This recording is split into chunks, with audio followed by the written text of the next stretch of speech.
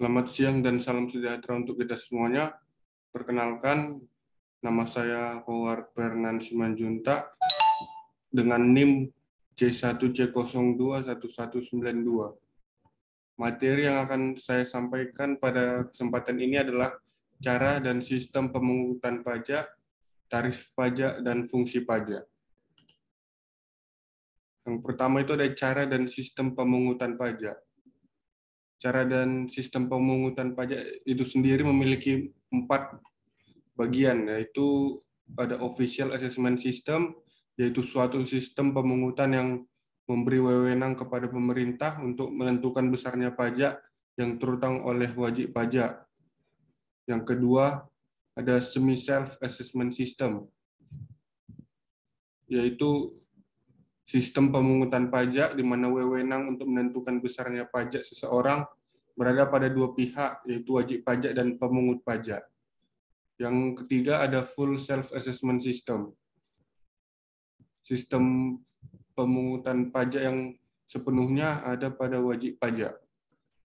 Yang keempat ada withholding system, yaitu suatu sistem pemungutan pajak yang memberi wewenang kepada pihak ketiga untuk memotong atau memungut pajak yang terutang oleh wajib pajak.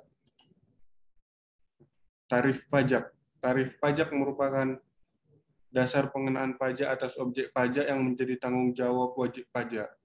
Biasanya tarif pajak berupa persentase yang sudah ditentukan oleh pemerintah. Ada berbagai jenis tarif pajak dan setiap jenis pajak pun memiliki nilai tarif pajak yang berbeda-beda. Dasar pengenaan pajak merupakan nilai dalam bentuk uang yang dijadikan dasar untuk menghitung pajak terutang.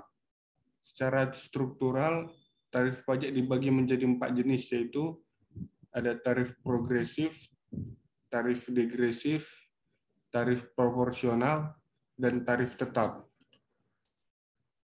Tarif progresif merupakan tarif pungutan pajak yang mana persentase akan naik sebanding dengan dasar pengenaan pajaknya. Tarif ini diterapkan untuk pajak penghasilan. Tarif degresif. Tarif pajak ini merupakan tarif yang persentasenya akan lebih kecil dari jumlah yang dijadikan dasar pengenaan pajak tinggi. Dan selanjutnya ada tarif proporsional. Tarif proporsional merupakan tarif yang persentasenya tetap meski terjadi perubahan terhadap dasar pengenaan pajak. Contohnya adalah pajak pertambahan nilai dan pajak bumi dan bangunan dari berapapun objek pajaknya. Dan yang terakhir ada tarif tetap. Tarif pajak yang nominalnya tetap tanpa memerhatikan jumlah yang dijadikan dasar pengenaan pajaknya, seperti bea materai dengan nilai atau nominal sebesar Rp3.000 atau Rp6.000.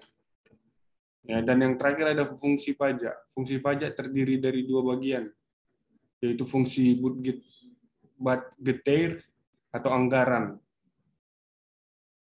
Pajak dapat digunakan oleh negara untuk pembiayaan rutin seperti belanja pegawai, belanja barang, pemeliharaan, dan sebagainya. Untuk hal yang berkaitan dengan pembiayaan pembangunan, biaya yang digunakan dapat berasal dari tabungan pemerintah, yaitu dari penerimaan dalam negeri yang dikurangi dengan pengeluaran rutin. Yang kedua ada fungsi reguleran atau mengatur. Melalui kebijaksanaan pajak, dapat membantu pemerintah dalam mengatur pertumbuhan ekonomi. Melalui fungsi mengatur ini, pajak diharapkan dapat digunakan sebagai alat untuk mencapai sebuah tujuan, yaitu kesejahteraan rakyatnya. Sampai di sini saja presentasi yang dapat saya bawakan. Terima kasih.